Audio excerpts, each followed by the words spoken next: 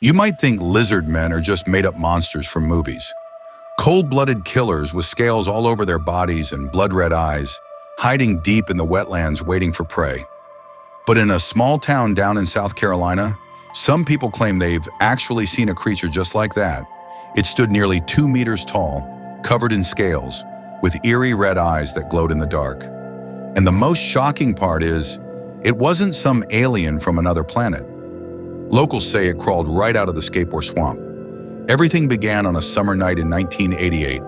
That night, a 17-year-old named Christopher Davis was driving home after a party at a friend's house.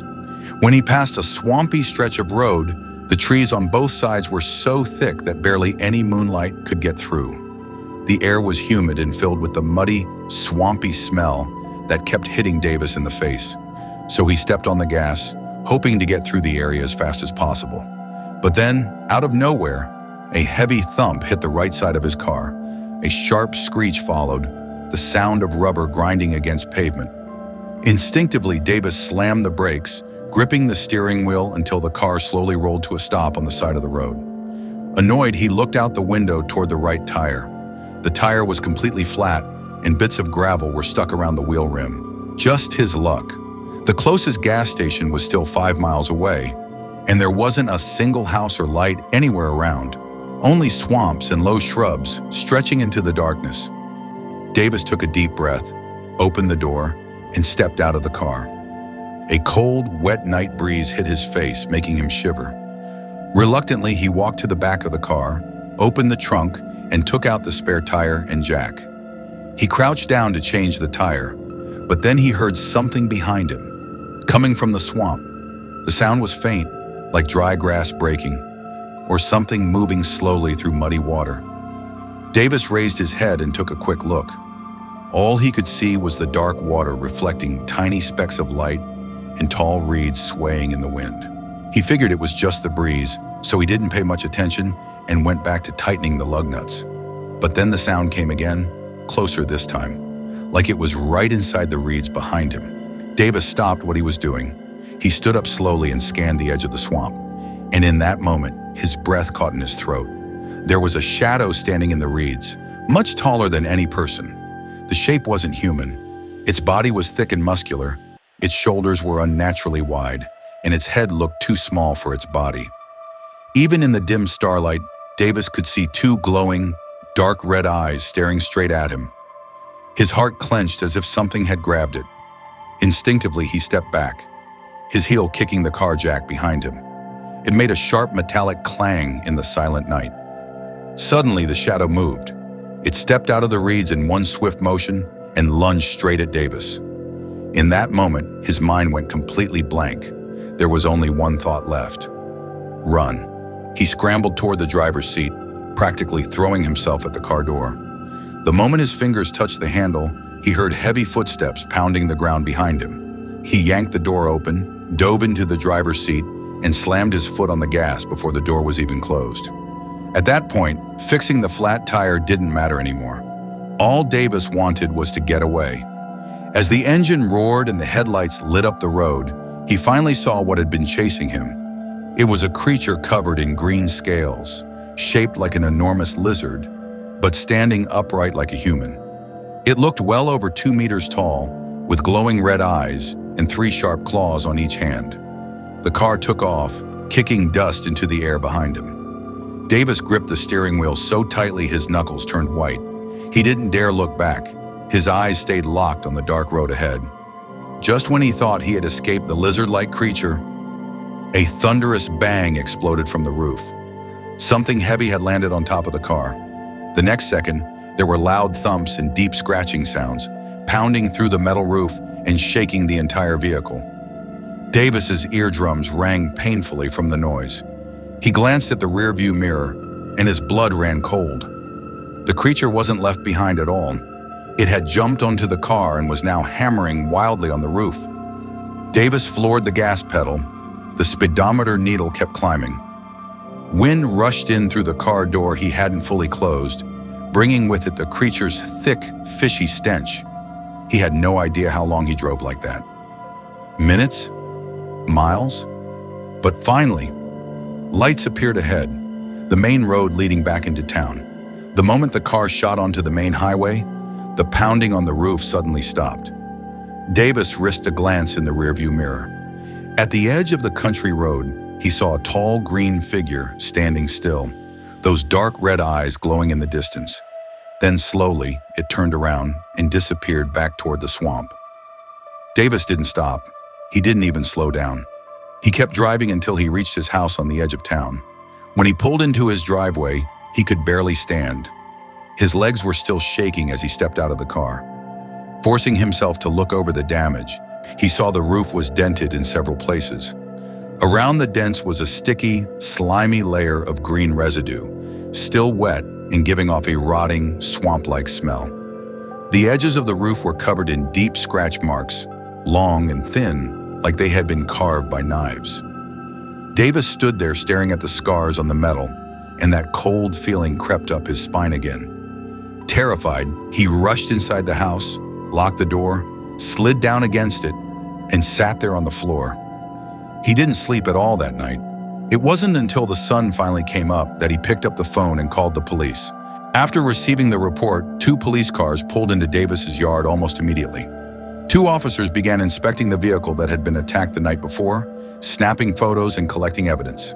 They measured the claw marks on the car door, collected samples of the green slime, and examined the dents on the roof. Later, they drove out to the spot where Davis's tire blew out.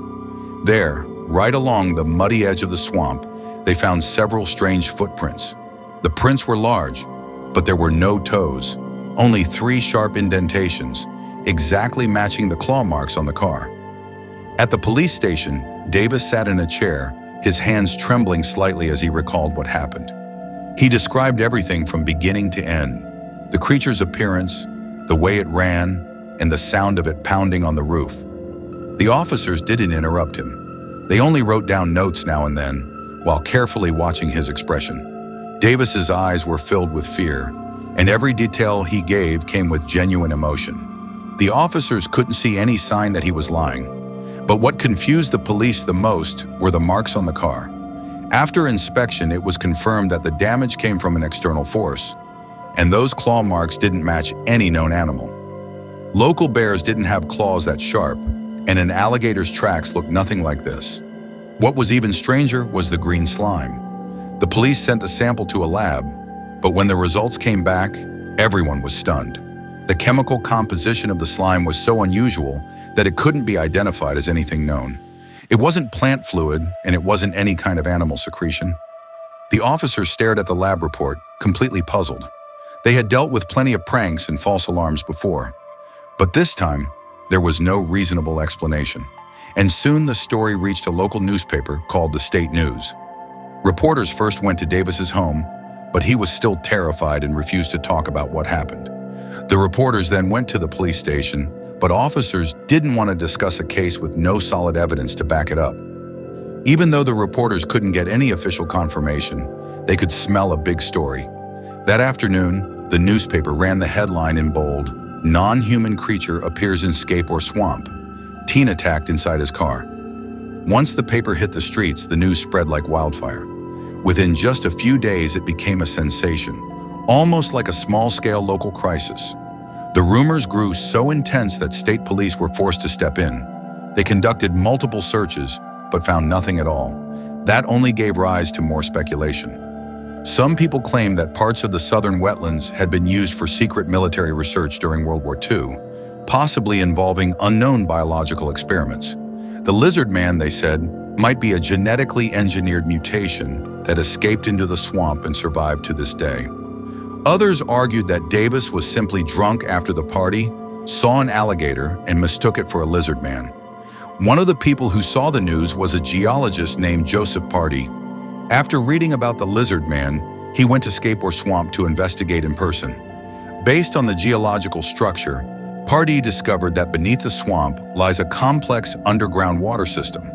He believed there could be many unexplored caves and natural passageways down there. Under certain extreme conditions, those passages might even lead to deeper layers of the earth, places no human has ever set foot in. And in many ancient legends, swamps are known as border realms, a boundary between our world and another. The Cherokee people who once lived near Skape or Swamp had oral stories dating back to the 1700s about a creature called the water lizard.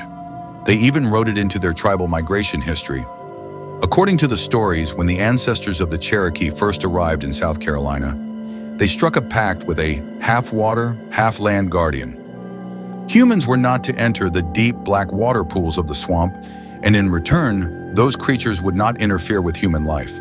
When Cherokee elders told these stories to children, they would draw the water lizard on animal hide using charcoal ashes. It had a tall body covered in green scales, red glowing eyes at night, arms longer than a human's, and claws sharp enough to cut through the tree bark. What's even more interesting is that the creature they described was almost exactly the same as what Davis claimed to have seen.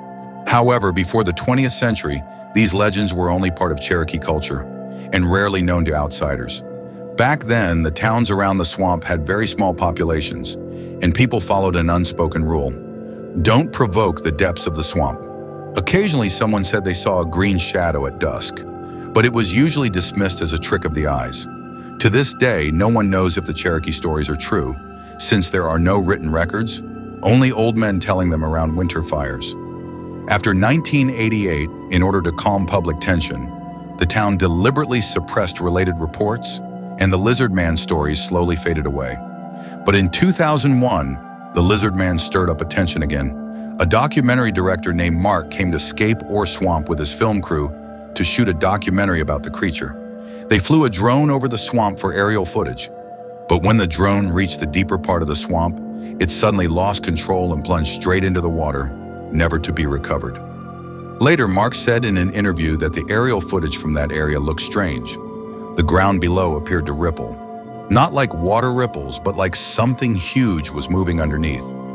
He didn't dare claim it was the Lizardman, but Mark was certain of one thing: there are secrets in Skape or Swamp that we haven't discovered yet.